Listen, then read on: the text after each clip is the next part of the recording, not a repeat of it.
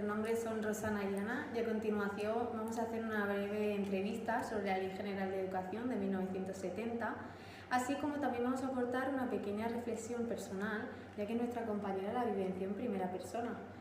¿Qué tal, Rosana? Buenas tardes. Hola, buenas tardes. Muy bien, un placer hacer esta actividad conjunta. Estuviste escolarizada cuando aún estaba en vigor la Ley General de Educación de 1970. ¿Nos podrías contar un poquito más acerca de esta ley educativa? Sí, yo de hecho yo estuve toda mi etapa escolar, la viví con la Ley General de Educación de 1970 en vigor.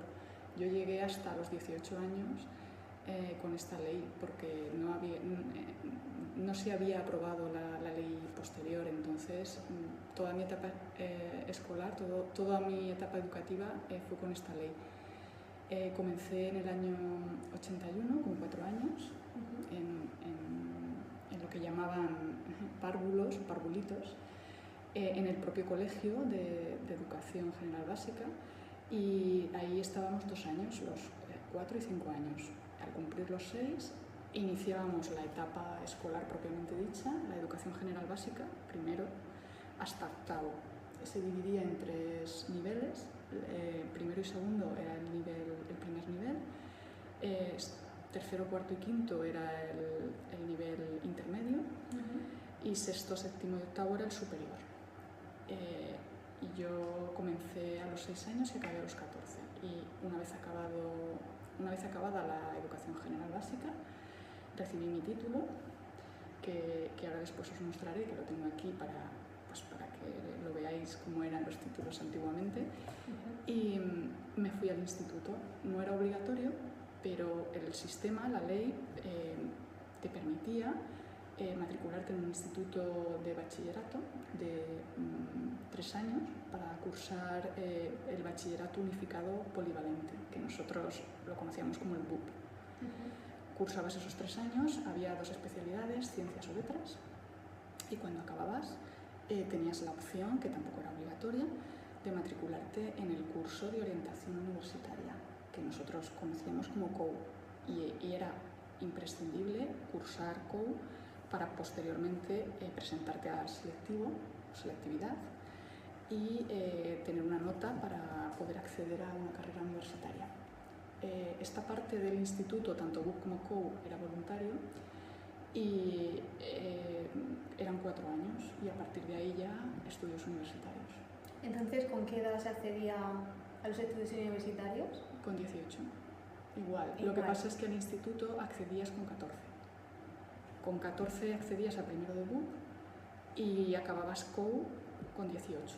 Ese año en el que cumplías 18 te presentabas a la selectividad y al curso siguiente comenzabas la universidad. En realidad variaba la edad en la que salías de la Educación General Básica, que era los 14, que si lo comparamos con las leyes actuales sería los 16. La mayor revolución fue que la escolaridad obligatoria pasara de los 14 a los 16. Yo viví la etapa de los 14 y el problema que había en ese momento es que a los 14 o te ibas al instituto o no podías trabajar, porque la gente que abandonaba los estudios a los 14 años la ley no le permitía trabajar, entonces había un vacío legal. La escolaridad ya no era obligatoria, entonces había como 2 años en los que muchas personas se desorientaban y no encontraban su lugar en la sociedad porque no querían continuar estudiando, pero tampoco podían trabajar. Entonces eran como 2 años perdidos, y la demanda social hizo cierta presión para que eso no ocurriera, para que esos chavales, esas chavalas, tuvieran la oportunidad de, si no querían seguir estudiando, poder trabajar. Entonces yo creo que de ahí la ampliación a los 16 años, para que coincidiera con el momento en el que una persona con 16 años ya puede incorporarse al mercado laboral. Claro, muy bien. ¿Y cómo recuerdas tu etapa de escolarización? ¿Hay algún aspecto relevante que nos quieras contar o remarcar?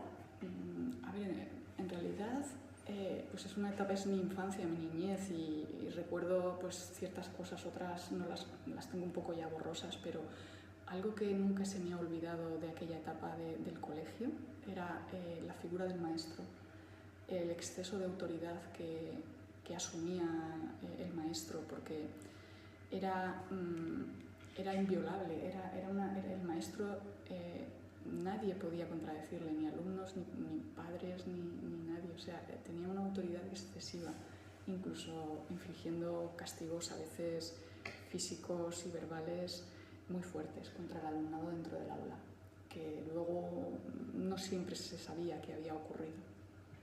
Claro. Se quedaba en el aula. Una figura totalmente autoritaria y rígida. Muy rígida, era un sistema muy rígido. Y el profesorado de aquel momento, sobre todo el de principios de los años 80, todavía era muy inflexible, tenía su mayor norma de clase era la autoridad. O sea, no era la participación del alumnado, no era la adaptación para atender las necesidades del alumnado que tenías en clase, no. Era mantener la autoridad por encima de todo. Qué pena. Sí, yo lo recuerdo así, es una de las cosas más negativas que se me han quedado marcadas. Me imagino. Y en cuanto al sistema de evaluación, ¿qué nos podrías contar en cuanto a notas, criterios? Es que en realidad lo que recuerdo como alumna, claro, piensa que yo empecé con 6 años y acabé con 14 y no recuerdo todo, pero todo eran exámenes, o sea, no se valoraba prácticamente, no existía la evaluación continua, eran exámenes a final de los temas del libro, llevábamos libros de texto, dábamos temas y hacíamos exámenes, y las notas eran numéricas, y se aprobaba, ibas aprobando, al final aprobabas la asignatura y si no, pues tenías que repetir. La repetición de curso estaba muy asumida porque eran muchos los alumnos que repetían curso, porque no se adaptaban al sistema, o el sistema no se adaptaba a ellos, a sus necesidades, entonces había muchos alumnos que no podían seguir ese ritmo o que no tenían la capacidad o que no se les permitía porque no se les adaptaba, no se les hacían adaptaciones de ningún tipo, ni de contenidos ni de acceso. Entonces había mucho fracaso escolar y la repetición era muy común. Claro, no se valoraba el proceso que cada alumno tenía en función a su nivel y a su ritmo de aprendizaje. Claro. No había ritmo de aprendizaje individualizado. Era una clase y la clase era un todo. Y daba igual el perfil del alumnado que estuviese en esa clase. Era la clase y punto. Claro, y al hilo de eso me imagino que habría mucho séptimo escolar, porque los que no conseguían reconducirse a ese ritmo al final se acaban quedando atrás. Y eso genera desmotivación y a su vez ese absentismo del que hablamos. Cierto. En aquel momento la palabra absentismo no se oía, no se escuchaba, se hablaba o se oía a los profesores o incluso a los padres el abandono, ¿no? Es decir, ha abandonado la escuela y eran alumnos que ya cuando tenían, a partir de quinto de GB, quinto, sexto, sobre todo cuando se tenían que pasar del ciclo medio al ciclo superior, que ya había más dificultad en cuanto a los contenidos, ahí había como un punto de inflexión. Los alumnos que no habían ido bien en el ciclo inicial y el ciclo medio, cuando llegaba al ciclo superior, no lo soportaban porque no tenían la base necesaria para continuar y abandonaban. Entonces, quinto de GB era el curso en el que había una gran cantidad de abandono escolar. Y eran chavales o chavalas que ya habían repetido, eran repetidores casi todos, habían repetido varias veces quinto de GB y al final tenían ya 13, 14, 15 años, estaban todavía en quinto de GB y abandonaban. Decidían que el sistema no era para ellos, que los estudios no eran para ellos y abandonaban y no volvían. Supongo que empezarían a trabajar o no lo sé, pero ya no volvían al centro escolar.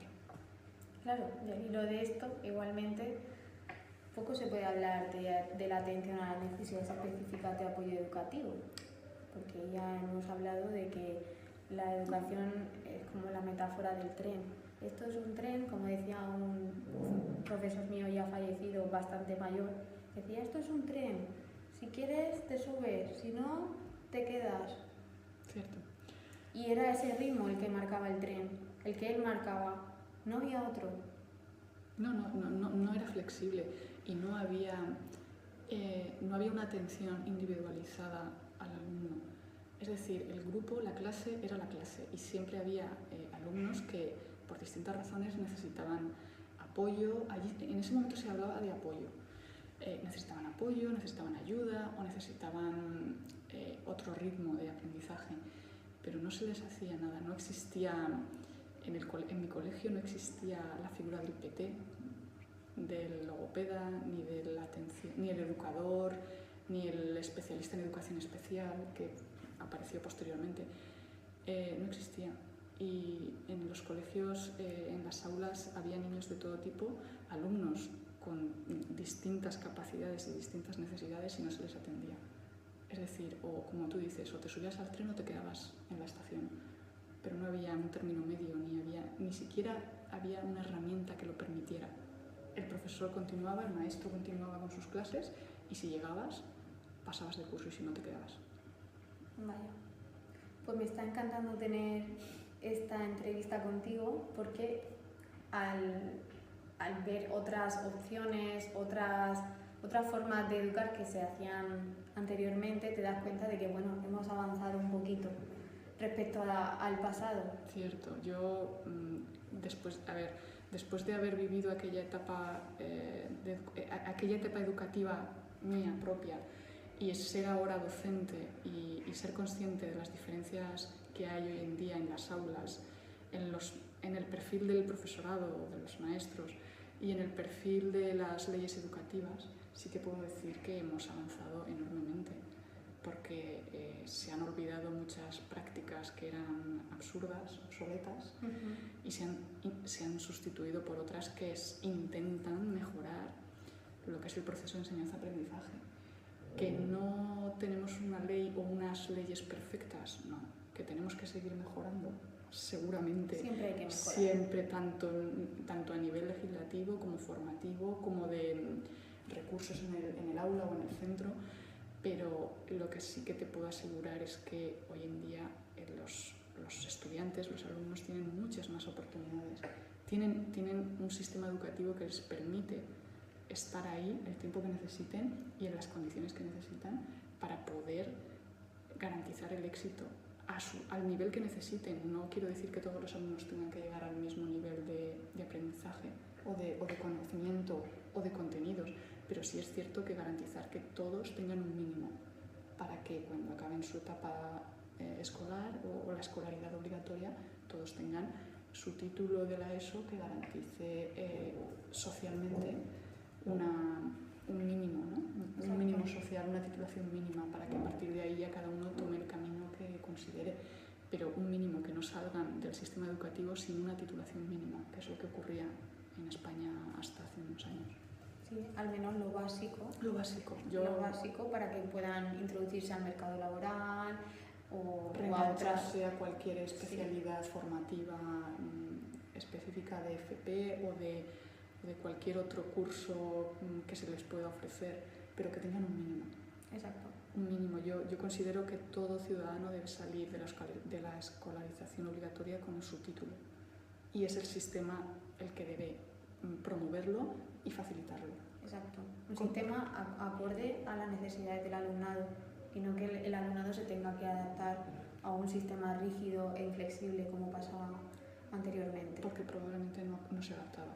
Es decir, había mucho fracaso y muchos alumnos eran expulsados del sistema y se quedaban sin titulación y sin conocimientos y sin posibilidad de actuar en sociedad.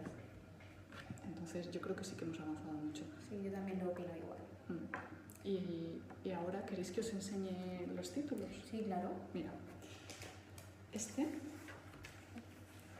es el título de graduado escolar. Esto es lo que nos daban cuando acabábamos octavo de GB. Este era el título que equivale hoy en día a la ESO. Era lo básico para que te pudieran contratar y pudieses aportar pues, la titulación mínima, ¿no? que tenías conocimiento de la educación general básica. Y este es el título de bachiller. Es el que nos daban cuando acabábamos el instituto, los 3 años de instituto, y nos daba acceso a COU para poder continuar estudios universitarios. COU no daban título. COU era una certificación administrativa que junto con selectividad te daba una nota media y eso era la nota media de acceso a la universidad, pero no titulabas. título solo existía el de EGB y el de bachiller. Y todo esto estaba recogido en los libros de escolaridad. Mira, este es el libro de escolaridad del Estado español, de la ley de 1970. Este es el mío, personal. Y aquí pues nos ponían las notas por ciclos y nos lo sellaban para que pudiésemos avanzar. ¿Veis? Era todo como un poquito más rudimentario. Y al final pues nos daban el título y una calificación. Y el de este, que todavía era del Ministerio de Educación y Ciencia, el libro de calificaciones de bachillerato, pues aquí lo mismo, nos ponían por cursos, nos ponían las notas a mano, luego nos las sellaban y luego pues sacaban de aquí las medias para COU, para selectividad y para... Mira, esta es selectividad, nos lo ponían en el mismo libro, las notas, en fin. Y ya a partir de aquí, cuando ya acababas todo esto, iniciabas, si eso era lo que querías, iniciabas la etapa universitaria. Genial, pues muchas gracias, ha sido un placer. Y nada, Gracias a ti. esperamos que os haya gustado mucho este vídeo. Esperamos que os haya sido útil y que compartir esta experiencia haya servido para que tengáis una visión un poquito más amplia de lo que es el sistema educativo español o de lo que ha sido hasta hoy. Saludos. Gracias.